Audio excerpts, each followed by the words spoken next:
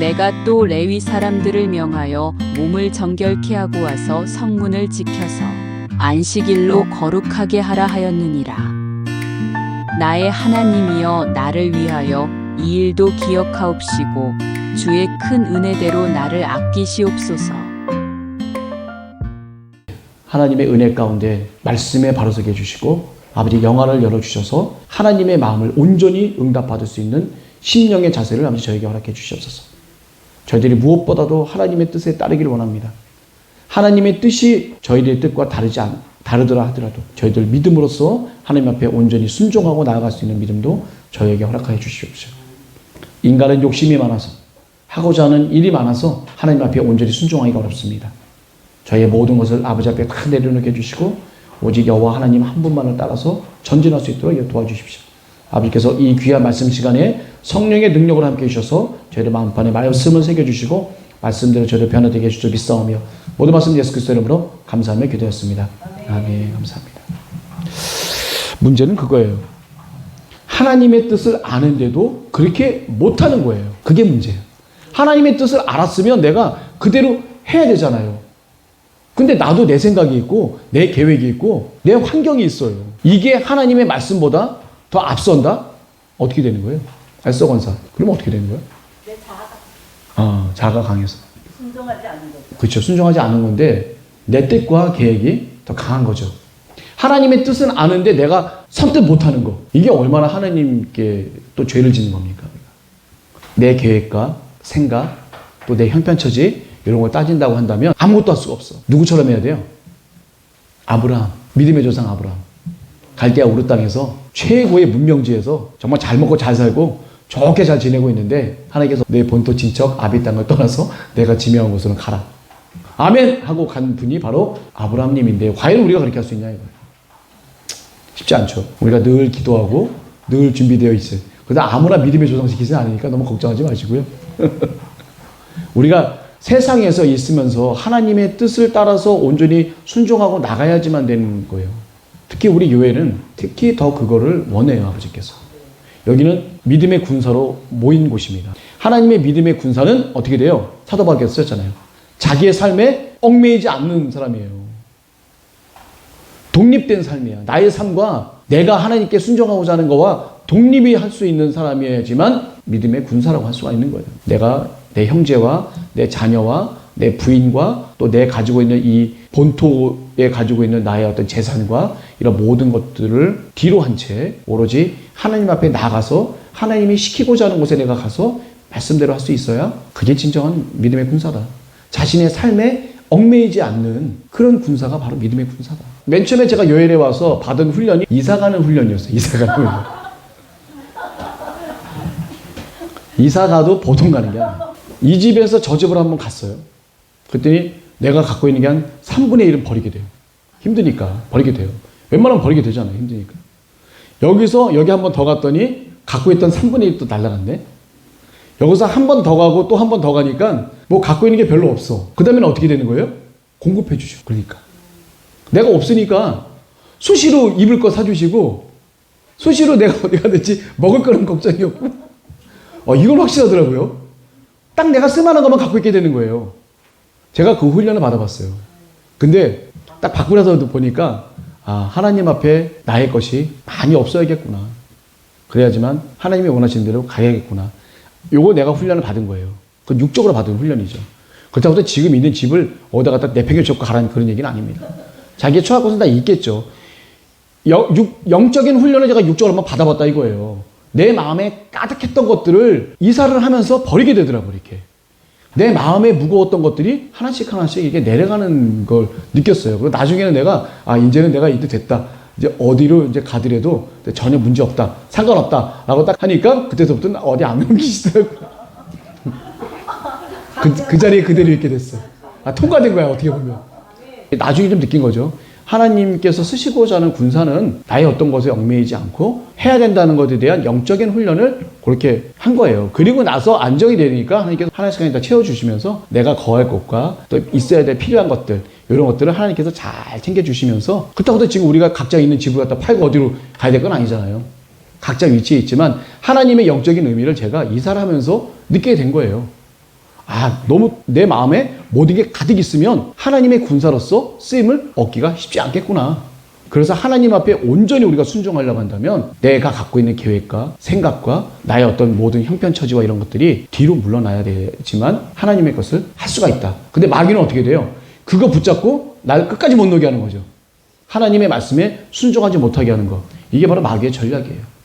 예수 그리스도의 이름으로 물리치고 하나님이 주시는 말씀 어떻게 돼요? 무조건 딱 아멘하고 하겠습니다라고 일단 하잖아요. 그러면 어떤 일이 벌어지냐면 희한하게 그거 중심대로 주변이 바뀌어요. 이렇게. 제가 체험한 거예요. 마음을 비워야 돼. 마음을 비우고 오직 하나님의 말씀에만 우리가 귀를 기울일 수 있어야 가장 지혜로운 자입니다. 근데 쉽진 않을 거예요. 쉽진 않아요. 그게. 그렇기 때문에 우리가 뭐 해야 됩니까? 항상 말씀으로 무장하고 늘 기도하는 가운데 하나님과 동행하는 삶을 살아도 힘들지 않아요. 근데 제가 여러분들에게 분명히 말씀드리고 싶은 건 뭐냐면 하나님께서 딱 말씀하시잖아요. 그러면 그거를 딱 잡고 행해보세요. 그러면 희한하게 주변이 그 하나님의 말씀대로 이렇게 맞춰서 변해가요. 이렇게. 그걸 제가 느껴요. 그래서 이렇게 말씀하셨구나.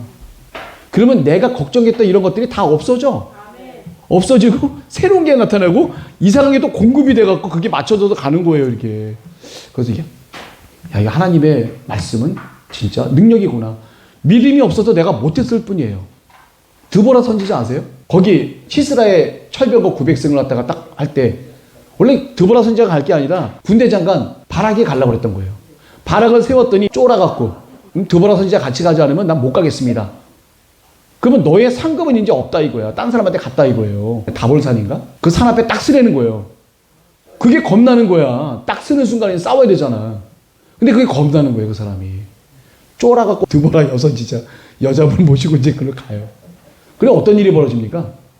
다볼산에 딱 10,000명이 모였어요. 두 지파 모이고 딱 10,000명만 모였습니다. 그러면 시스라의 철병고 900승이면 지금으로 따지면 탱크 900대인데 그걸 10,000명 보병이 딱 있는다고 어떻게 됩니까? 안 되죠. 근데 10,000명이 딱 거기 쓰라는 거야 하나님이. 이 사람은 믿음으로 못 썼어요. 이 드보라 선지자에 의해서 딱 섰단 말이에요. 못 쓴 이유가 뭐예요? 자기가 군사 10,000명 데리고 와서 딱 쓰면 되는데 못 쓴 이유가 뭐예요? 겁나서 못 쓰는 거예요. 근데 하나님은 어떤 방법을 했어요? 우레와 같은 비. 시스라가 군대 장관이죠. 비가 오니까 물이 기송강으로 확, 그걸 우리가 뭐라 그래요? 유식한 말로 와디라고 그러죠. 와디. 아무것도 없는 골짜기에 비만 왔다 하면 그냥 강가처럼 그냥 비가 물이 그냥 몰아치는 그것이 바로 와디예요. 거기다 딱 세워놨어. 그러니 어떻게 돼? 완전 철벽가가 모습이 작살났죠. 시스라는 도망가고 있는데 다볼산에 있던 10,000명이 내려와서 거기를 확 덮쳐갖고 다 죽여버리는 거예요. 그리고 시스라는 어디로 들어가요? 야일이라고 하는 또 다른 여인의 그 천막으로 들어가게 되죠.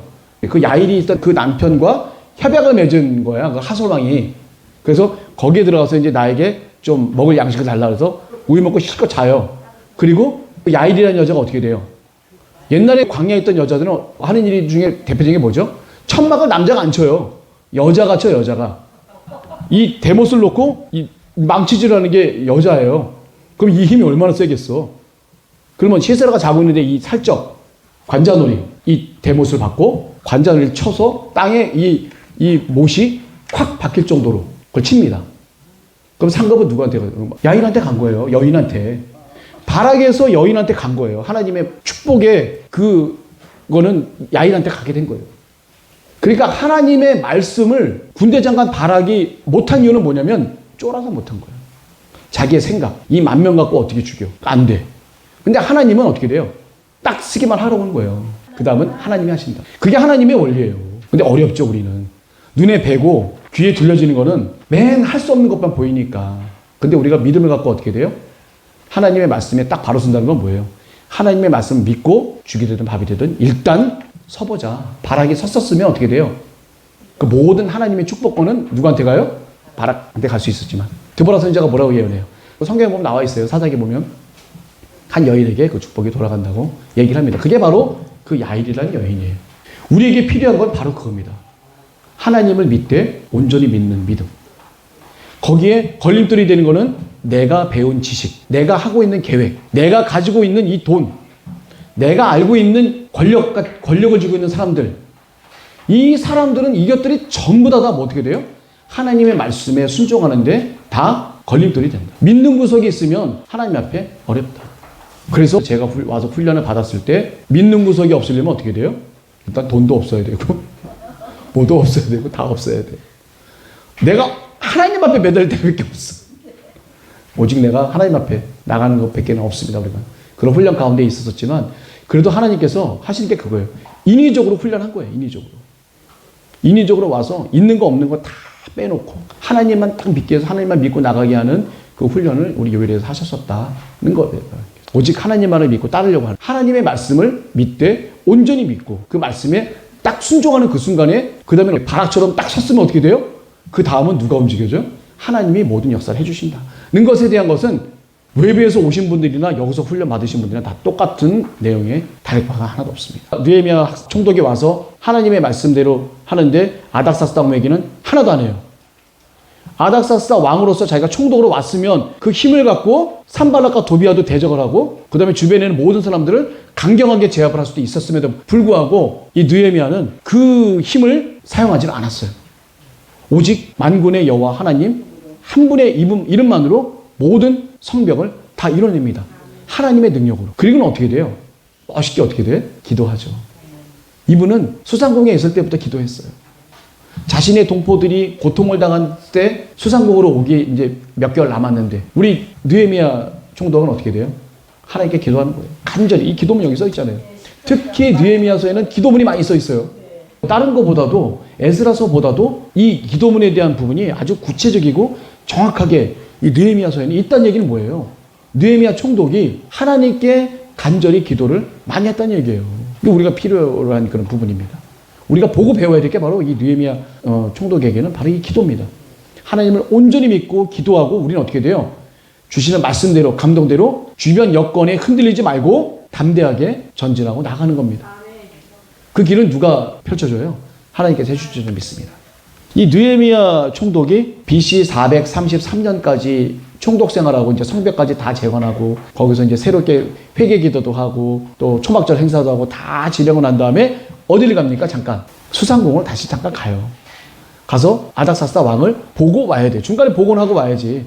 때와 기한을 갖다 그때 정하고 갔잖아요.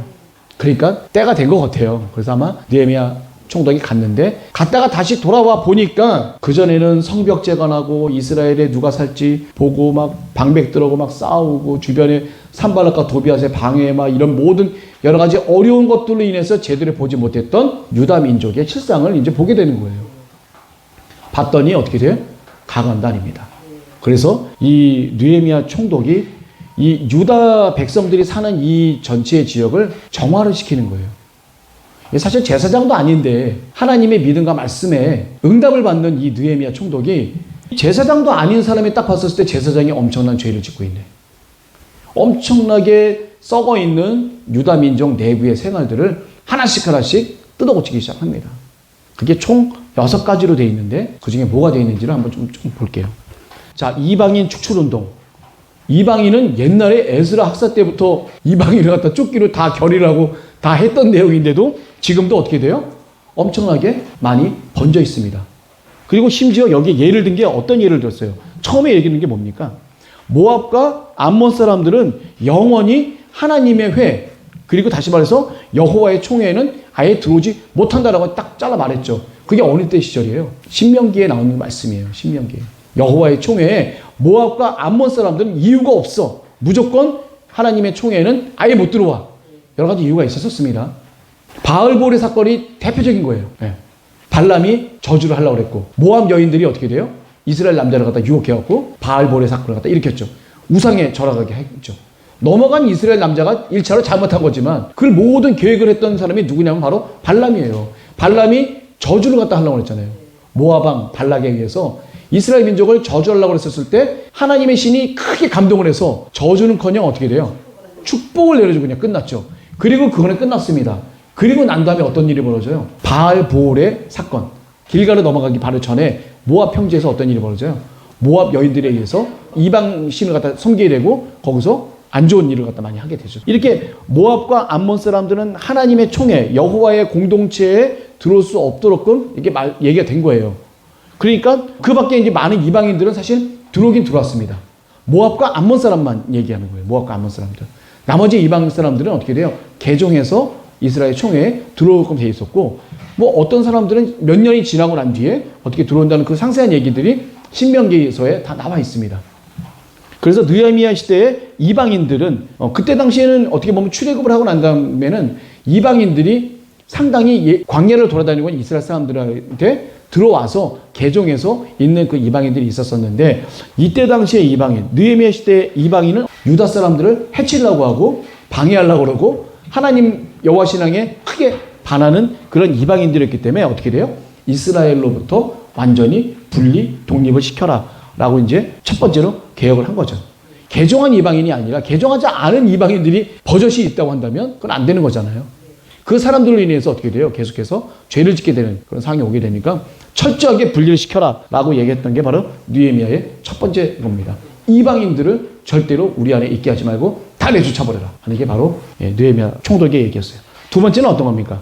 성전을 갖다 청결하게 했는데 이것도 이방인과 관련된 거예요. 이 제사장 엘리야십이 도비아라는 사람과 내통을 하고 있었어요. 산발랏과 도비아 할 때 도비아 아시죠? 암몬 사람. 산발랏의 노예라고 표현하는데 심부름꾼, 무엇이든지 시키면 뭐든지 다 하는 그런 위치에 있는 사람, 히브리 말로 이제 그런 말이에요. 그런 사람이 바로 이 암몬 사람 도비아입니다. 이 도비아랑 누구랑 내통하냐면 대제사장 엘리야십과 내통을 해요. 그리고 어떻게 돼요? 성전에 있는 한 곳간을 갖다가 여러 개의 곳간을 갖다가 다 합쳐서 도비아를 위해서 방을 하나 내줬네. 이 돼요, 안 돼요? 절대로 안 되죠. 누가 한 거예요? 이걸 대제사장이 한 거예요. 일반 백성도 아니고 레위인도 아니고 대제사장이 이런 행동들을 갖다 했다는 얘기죠. 눈에 보이는 모든 집기들은 다 집어던져버리죠. 아, 너무 시원해. 우리 느헤미야 총독은 참 시원해. 내가 보면 다 집어던졌다 배웠었어. 하여튼 어쨌건 다 집어던졌어요. 그리고 원래 어떻게 돼요? 원래 용도대로 소재물과 또 제사장과 레위인을 위한 11조를 쌓을 수 있는 그 곳간으로 다시 만들죠. 어떻게 그런 곳간을 갖다가 그런 도비아 같은 그런 사람한테 방을 갖다 내줄 수가 있는 거야. 엘리야십 자체가 말이 안 되는 거죠. 자, 느헤미야가 페르시아에 갔다 온 후에 도비아의 세간을 내던지고 원상복구를 갖다 시켰습니다. 던지는 김에 그냥 엘리야십까지 한번 던져봤으면 어떨까 싶기도 했는데 그거는 뭐 어떻게 정확히 성경에 표현은 안 돼 있습니다. 던지진 않아도 한번 꿀밤이라도 먹였을 것 같아. 좀 이따 보면 또 이제 어떤 일이 벌어진지 좀 나옵니다. 또 이제. 자, 성전 직무를 갖다 또 정비했습니다. 이거 어떤 거예요? 성전 직무가 정비가 뭐예요? 11조를 내고 11조를 딱 백성들이 걷어서 이 곳간에다 쌓아야 되는데 11조가 없으니까 어떻게 돼요? 그 레위인들이 각 지방 처소에 있단 말이에요. 11조를 쉽게 받게 하기 위해서 각 지방에 있는 사람들의 소산물의 10분의 1을 누구한테 줘요? 레위인한테 주게 돼 있습니다. 근데 그걸 안 주니까 레위인들이 먹고 살 게 없잖아요. 그럼 어떻게 돼요? 자기가 원래 농사 짓던 곳으로 다 돌아가겠죠. 그러니까 성전을 갖다가 돌봐야 될 레위인도 없고 제사장도 별로 없는 거예요. 그럼 어떻게 돼요? 하나님에 대한 제사를 드릴 수가 없잖아요, 제대로. 이 질서가 완전히 그냥 어그러져 있다는 얘기죠. 그거를 누구한테 호되게 꾸짖습니까? 백성들이 우두머리 격인 민장들. 네. 우두머리 격인 사람들한테 아주 호통을 쳐요. 아주 호통을 치니까 어떻게 돼요? 총독 무서운 줄 아니까 다시 11조를 하다 모아놓고 하다 보니까 이 다시 레위인들이나 제사장들을 다시 반열대로 또 느헤미야 와도 또 세웁니다. 그래도 또 돌아갈 수 있도록 그럼 또 하는 거예요. 그래서 성전 직무가 정비가 되는 거예요. 한마디로 얘기하면 제사장들도 사람이니까 먹고 살아야 될 거 아니에요. 레위인들도. 먹고 살 게 없으니까 어떻게 돼요? 자기 스스로 먹고 살 걸 구하러 갈 수밖에 없는 거잖아요. 사사시대 때 바로 이런 일이 벌어진 거예요. 사사시대 때. 자기 눈에 보이는 대로 좋은 대로 하다 보니까 이 레위 사람들이 제대로 11조 생활이나 이런 거를 할 수가 없는 거예요. 웬만한 사람들이 다 이방신을 믿어버리니까 이방신한테 모든 걸 바치지 여호와 하나님의 곳간에 이걸 갖다가 11조 드린 사람이 별로 없다 보니까 이 사사시대의 레위인들도 제대로 자기 역할을 하지 못하고 다 뿔뿔이 흩어지고 이방신의 제사장 역할까지도 합니다. 심한 경우에는. 그런 시대가 지금 여기도 또 온 거예요. 지금 다 보면. 결국 어떻게 보면 약간 좀 뭐 부끄러운 얘기긴 하긴 하겠지만 어쨌거나 제사장이나 레위인 사람들도 먹을 수 있는 게 있어야 될 거 아니에요. 그걸 기본적으로 받쳐주라고 누가 얘기했어요? 여호와 하나님께서 얘기하신 거예요. 모세를 통해서. 다른 백성들은 이 사람들이 하나님께 예배를 드릴 수 있고 경배를 드릴 수 있도록끔 11조를 갖다 내줘야지. 그래서 자꾸 11조 얘기하면 또 자꾸 또 시험에 드신다는 분이 계신데 그거는 창조 질서예요. 11조는. 그렇게 하도록끔 하나님께서 명령을 하셨다는 그 얘기예요. 이 사람들은 어떻게 돼요? 그 사람들의 장자들을 대신해서 하나님께 드려진 사람들 아니에요. 장자의 대가로 드려진 사람들이 레위인들이에요. 이 레위인들은 다른 거 할 필요가 없는 거예요. 오로지 여호와 하나님에 대한 신앙을 이 백성들과 중간에서 맺을 수 있도록끔 모든 역할을 다해주는 게 바로 이 레위인과 제사장들의 역할입니다. 그러니까 일반 백성들이 11조를 내지 않으면 하나님의 질서가 먼저 흐트러지는 거예요. 그러니까 민장들한테 얘기를 하는 거예요. 당신들이 앞장서서 11조를 내고 모든 곳간에 이런 물품들을 드려야함에도 불구하고 왜 안 했냐고 느헤미야 총독이 막 그냥 얘기를 하는 거예요. 그리고 다시 레위인들을 다 모아서 다시 또 체제를 갖다 정비합니다. 그래서 성전의 직무를 다시 한번 또 정비하게 돼요. 이 6개 이게 보면요. 이스라엘 그때 당시에 모든 그 세계관이나 이런 모든 종교관이나 이런 모든 것들은 다 무너졌어, 그냥. 아예. 아무것도 없어, 그냥. 그냥 사마리아인들하고 똑같은 생활들을 하고 있었어요. 내가 보기에. 다를 바가 없어요. 그러니까 무늬만 여호와 하나님의 신앙이에요. 무늬만. 자, 그리고 나서 어떻게 돼요? 고지기. 이게 창고직입니다. 창고를 갖다가 관리하는 사람을 3계층을 뒀어요. 한 레위인을 둔 게 아니라 누굴 뒀어요? 제사장 중에 셀레마라고 하는 사람이 있어요. 그리고 서기관 중에 사독. 이 서기관 사독은 보니까는 느헤미야의 부하관 중에 시드기야라는 사람이 있죠. 그 사람이라고도 얘기를 합니다. 그래서 서기관으로 이 사독을 두고 레위 사람 부다야를 또 둡니다. 이 3사람이 창고를 막고 지키는 거예요. 그리고 뭘 하는 겁니까? 이 사람들은 형제들에게 이걸 나눠주는 역할을 하는 거죠. 레위인들에게도 분배 잘해야 돼요. 레위인들이 11조를 받고 11조 받은 거에 또 11조를 하게 됐을 때 그 11조는 제사장들이 가도록 하면 되어 있습니다. 자, 그리고 나서 또 안 되는 게 또 뭐예요? 안식일 날에 엄격하게 준수가 돼야 되는데 안식일이 준수가 안 된다. 이런 노동을 하면 안 돼요. 안식일은 거룩하게 하나님을 위해서 안식일을 지켜야 되는데 이날은 어떻게 돼요? 예루살렘 성전이나 예루살렘이나 서로 물건을 팔고 사고 하는 그런 일들이 하나님 전에서 버젓이 일어나죠. 예수 그리스도께서 어떻게 돼요? 다 집어 내던져 버리시죠, 그냥.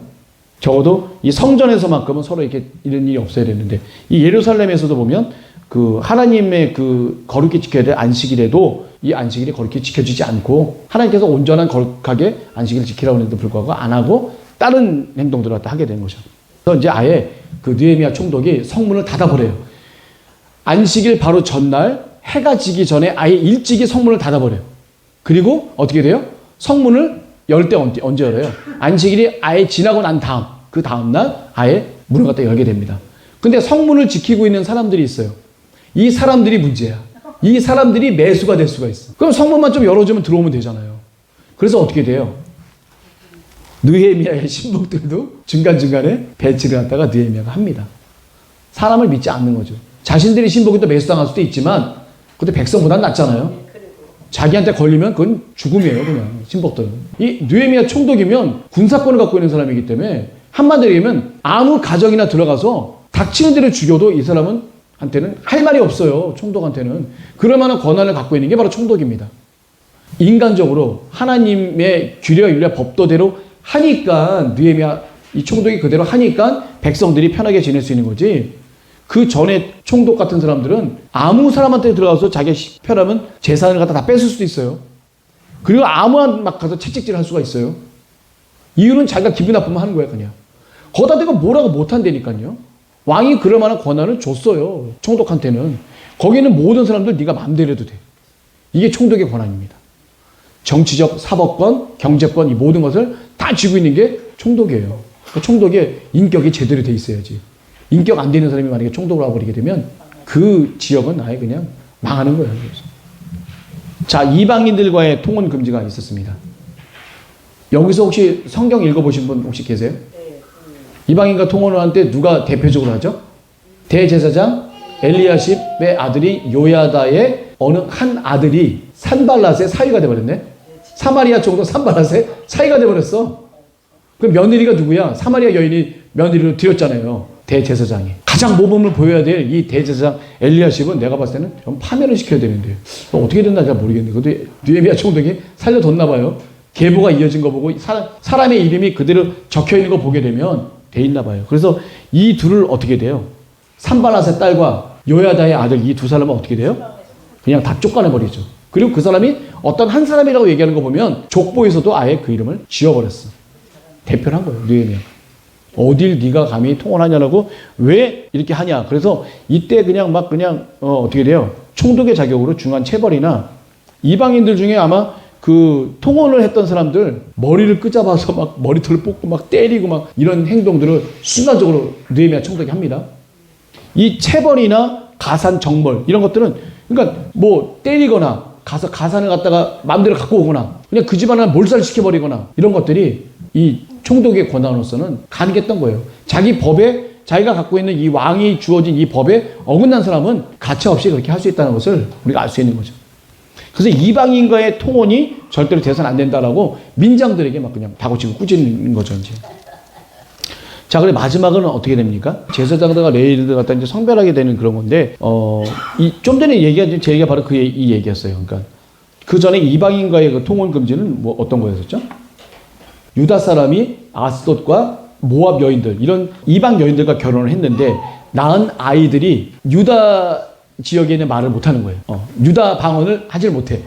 그리고 엄마가 쓰는 외국 방언을 갖다가 하도록 이게 애들이 그렇게 교육을 받으니까 이게 사실은 이게 민족성이 말살이 되는 거 아니에요. 유다 민족이 쓰는 언어가 완전히 없어져 버리고 이방 사람들이 있는 그 언어를 갖다 쓰게 되다 보니까 왜 이렇게 했냐? 너희들 왜 이렇게 했냐? 어디 누가 함부로 다른 사람 그 이방인들과 결혼했냐라고 하면서 이방 사람들과 결혼한 사람들 몇 사람을 때려버리고 또 머리털을 갖다 뽑아버려요. 그리고 너희는 너희 딸로 저희 아들들에게 주지 말고 너희 아들들이나 너희를 위하여 저희 딸을 데려오지 않겠다고 하나님을 가리켜 맹세해라. 이 백성들에게 그렇게 한 거예요. 그러니까 이방 사람들을 갖다가 놓고 같이 결혼을 하는 행위를 절대로 금지시키는 그런 부분이 되겠죠. 그 앞부분에 그렇게 강하게 했는데 네. 제사장은 에스라 학사도 그때 뭐 자신의 머리털을 뽑고 막 했었잖아요. 그러면서 자해까지 해가면서까지 너희들 이렇게 하지 말라고 해서 자기네 스스로 자복하고 회개하고 그렇게 하지 않겠다고 이방 여인들 다 떠나보냈음에도 불구하고 늘 언제나 어떻게 돼요? 믿음을 신실하고 끝까지 지키기는 어렵다. 성령의 인도하심과 내 의지와 내 능력으로는 이 율법을 온전히 지킬 수가 없다는 게 이 구약에 보면 다 나와 있습니다. 내 의지와 내 능력으로는 절대로 그렇게 될 수 없어요. 죄를 지을 수밖에 없는데 내 안에 계신 성령께서 나를 끝까지 인도하시고 깨닫게 하시고 자꾸 뭔가를 갖다가 응답을 주시는 그거 가운데 같이 있지 않으면 그리고 누구랑 같이 있어요? 우리 같이 예수 그리스도인들끼리 공동체로 우리 묶였잖아요. 그리고 또 중요한 게 뭐가 있어? 새벽 5시마다 기도하시는 담임 목사님이 계시잖아요. 선지자분. 불의 눈동자처럼 쳐다보시잖아요. 다. 조금이라도 마귀와 타협하는 부분이 보이면 어떻게 돼요? 그냥 바로 가서 그냥 얘기를 하죠. 그걸 잘 못 받아들일 만한 믿음이면 어떻게 돼요? 좀 살살 얘기해 주시고 좀 받아들일 만한 믿음이면 좀 강하게 얘기를 해서 그 부분을 갖다 엄히 꾸짖어서라도 하나님 편에 바로 설 수 있도록끔 이 마귀들에게 휘달려서 이렇게 죄짓지 않도록끔 저희는 서로 겹겹이 서로 보호하고 있는 거예요. 성도들끼리 서로 우리 기도해주고 성도들끼리 권면해주고 그 위에 계신 담임 목사님께서 모든 걸 다 보시고 하나님께서 말씀해 주시고 이런 모든 겹겹이를 돼 있는 이런 곳이야말로 그래도 죄 짓기 아주 힘든 곳이죠. 죄를 못 짓게 되니까 어떻게 돼? 튀어나갈 수밖에 없는. 마귀가 딱 내 마음을 간직하고 있었을 때, 내 마음을 꽉 주장하고 있었을 때 내가 마귀대로 움직여야 되는데 못 움직인다 어떻게 돼요? 여기 나갈 수밖에 없는 거예요. 내 마음에 사단이 유혹하고 있는 것을 자꾸 예수 그리스도로 물리치고 그리고 목사님이나 아니면 다른 우리 사역자분들이나 우리 서로 계신 분들이 서로 권면할 때 그 권면의 말씀을 잘 들으라는 얘기예요. 잘 들으라는 얘기예요. 그게 사는 길이에요. 잘못하면 마귀한테 휘둘리면 언제 어떻게 될지 몰라요. 요일 안에서는 아버지께서 그 영적으로 붙잡아 주시고 힘들지만 하나님의 길을 가게 하시는 거예요. 여기서 힘들지만은 뭐예요? 여기서 제가 표현하는 힘들지만은 어떤 의미예요? 아직도 내게 있다는 거예요. 내 걸 가져가려니까 힘든 거예요. 가다가 조금씩 내려놓는 거예요. 그게 우리가 믿음으로 변화되는 과정입니다. 그리스도로 승화되는 과정은 내가 쥐고 있는 거 하나하나를 놓는 거예요. 놓는 과정이 예수 그리스도화 되는 겁니다. 지금 이렇게 얘기하고 있는 저도 쥐고 있는 게 있죠. 죄송합니다. 여기 앉아 계신 분들도 아직 쥐고 있는 게 있어요. 그 쥐고 있는 거를 하나님 앞에 내려놔야 돼요. 내려놓으면 큰일 난 줄 알아요. 근데 막상 내려놓으면 아무렇지도 않아요. 그런 과정이 바로 예수 그리스도화 되어가는 과정이라는 것을 아셔야 돼요.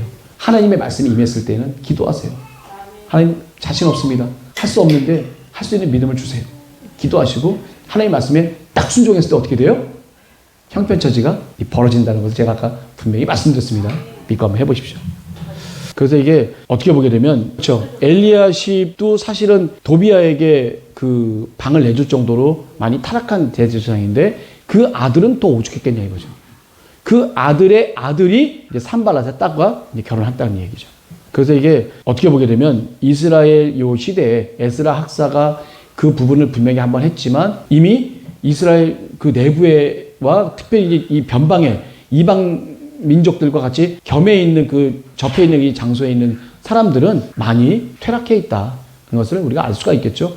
그게 어느 날 갑자기 짠 나타나는 게 아니라 내재되어 있다가 이렇게 탁 나타나는 부분이기 때문에 에스라 학사 시절에 다 그렇게 한 것 같지만 그렇게 안 한 거예요. 안 하고 나름대로 숨어 있어서 그런 행동들을 했던 사람들이 많이 있었다는 거예요. 모르게 통혼하고 아무나 결혼하고 했던 사람들이 많이 즐비하게 있었었다. 그런 것들을 몰랐었을 뿐이에요. 그리고 이 느헤미야도 이 성벽을 짓는 동안에 너무나도 힘든 일이 많고 고난이 많고 혹독한 일들이 많다 보니까 그거에 미처 신경을 못 썼던 것들도 굉장히 많습니다. 그런데 다시 갔다 와서 이제 다 젖었으니까 유대 민족 전체를 둘러다 보니까 이제 보이기 시작한 거예요. 이게 엘리야십과 도비아의 이 내통은 아주 옛날부터 있었던 거예요. 느헤미야가 오기 전부터 이미 그 내통이 돼 있었기 때문에 이게 얼마나 힘들었겠어요. 그랬잖아요. 느헤미야 총독이 하는 말을 도비아나 산발랏은 다 알고 있다고. 그게 왜 그러겠어요? 주변에 아는 사람들이 다 갖다 일르는 거예요. 그게. 그 내용이 지금 성경에 나와 있잖아요. 저번에 한번 제가 말씀드렸잖아요. 그러니까 느헤미야 총독은 아무도 믿을 수가 없어요. 오직 여호와 하나님 한 분만 믿고 나가는 거지. 그렇게 나쁜 사람들을 위해서 온 게 아니라 선하게 이 유대에 있는 지역에 하나님의 전을 잘 사모하고 하려는 그런 사람들을 위해서 느헤미야가 왔겠지. 이런 엘리야십 같이 도비아나 내통하는 사람을 위해서 온 건 아니잖아요. 하나님의 백성, 신실한 하나님의 백성들을 위해서 하나님의 주시는 감동과 마음의 말씀에 따라서 이곳에 온 느헤미야는 좌로나무나 치우치지 않고 하나님이 주셨던 말씀을 끝까지 이루어서 가는 묵묵한 모습들, 보이지 않는 곳에서 묵묵히 하나님의 말씀에 순종하는 그 한 분이 하나님은 너무 기쁘고 고마운 것처럼 느헤미야 총독이 했던 게 바로 그겁니다. 우리가 배워야 될 게 그거예요. 우리 주변에 어떠한 방해와 이런 것들이 있다 할지라도 나에게 주신 하나님의 감동을 끝까지 믿고 순종하고 나아가는, 그러면 결국에는 하나님이 원하시는 결말을 얻게 되는 우린 그런 도구일 뿐이에요. 도구일 뿐입니다. 그 도구로 쓰신 것도 너무 고맙고 감사하고요. 이제 마지막 제가 좀 전에 얘기했던 겁니다. 레위인들을 성별했던 게 뭐냐면 제사장과 레위인에 대한 언약을 이제 이 사람들이 깨기 시작한 거예요.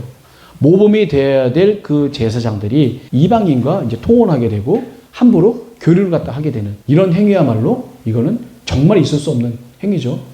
하나님이 절대로 하지 말라고 했는데 그거를 일반 백성들도 아니고 이 백성들이 이끌어야 될 지도자격인 이 대제사장 가문에서 이런 일들이 벌어졌다고 한다는 것 자체가 잘못된 겁니다. 그래서 레위인들을 성별하는 거예요. 잘못된 건 잘못된 거, 잘한 건 잘한 거대로 해서 이 요야다의 아들 중 한 명과 이 산발랏의 사위였죠. 그 부인은 어떻게 돼요? 공동체에서 아예 쫓아내버리게 되죠. 그리고 제사장과 레위인들의 반열을 우리 느헤미야 총독께서 다시 세우게 됩니다. 그러면서 이 느헤미야 총 13장에 대한 그런 모든 내용들이 다 맞춰지게 됩니다. 그래서 우리가 좀 이 가운데 느헤미야 총독을 보면서 제가 좀 말씀을 한번 묵상을 해봤는데 이 말씀에 바로 선다는 것, 하나님의 말씀에 바로 선다는 것은 말씀에 순종하는 건데 거기에 다른 사단의 유혹에 의해서 내가 좌로나오나 치우치지 않게. 그리고 또 기도해야 될 게 뭐냐면 이 느헤미야 총독처럼 깨어 있어야겠다. 깨어 있지 않으면 마귀의 유혹에 빠져서 똑같이 행동을 하게 됩니다. 이 엘리야십 대제사장처럼. 이 사람도 처음부터 그러진 않았을 거예요. 신실한 대제사장의 모습에서 깨어 있지 못하고 말씀에 바로 서지 못하니까 마귀의 영역에 들어가서 이 마귀들과 교통하게 되는 거예요. 깨어 있지 못하면 안 됩니다. 우리가 깨어 있기 위해서 하나님께서 우리에게 시켜주신 일이 뭐냐면 말씀을 읽고 기도하는 일이에요. 이 일에서 게을리하게 되면 깨어있지 못하게 되고 결국 마귀의 한 도구로 전락할 수밖에 없습니다. 또 한 편이 제가 느꼈던 게 뭐냐면 영적 지도자의 부재. 만약에 우리 담임 목사님 계시지 않고 저만 이렇게 있었다고 한다면 여러 가지 어려운 일들이 많이 있겠죠. 제가 능력이 안 되니까. 딱 하나님께 기도하시는 담임 목사님 딱 계시니까 이 모든 영적인 질서가 딱 서는 거예요. 그 질서를 세울 수 있는 능력과 기도를 우리 담임 목사님께 다 주셨어요. 여기 계신 모든 분들의 영적, 육적, 생명권과 이런 모든 것들을 다 하나님께서 주셨다는 것을 믿습니다. 기도해 주시는 거예요, 그러니까. 그러니까 담임 목사님이 하시는 그 말씀을 내 생각과 비춰서 조금이라도 고깝게 생각할 필요 없습니다. 이건 나를 살리고자, 나와 내 가정을 살리시고자 하는 하나님의 응답이라고 생각하시면 됩니다. 목사님 개인 생각 절대로 안 해요. 그걸 분명히 아시고 응답받고 당신이 말씀하시는 거기 때문에 담임 목사님이 하시는 말씀은 곧 어떻게 보면 느헤미야 총독이 하나님을 대신해서 백성들에게 했던 그런 말씀과 똑같다고 봅니다. 자, 오늘 느헤미야 총독이 말씀에 바로 서고 영이 깨어있기 때문에 이 유다 민족의 잘못된 부분들을 정화할 수 있는 그런 운동력을 하나님께서 주신 거예요. 여기 계신 모든 분들도 느헤미야에게 임했던 하나님의 신실하신 능력과 인도하심이 함께 하시길 바랍니다. 그래서 내가 깨어있어서 내가 사단마귀에게 놀림을 당하지 않고 어쨌거나 주시는 하나님의 말씀을 온전히 수행하기를 간절히 바라면서 오늘 느헤미야 6번째 시간을, 저번이 사실은 6번째인데 오늘 저번과 좀 맞닥뜨려서 같이 6번째 시간을 마치도록 하겠습니다. 감사합니다.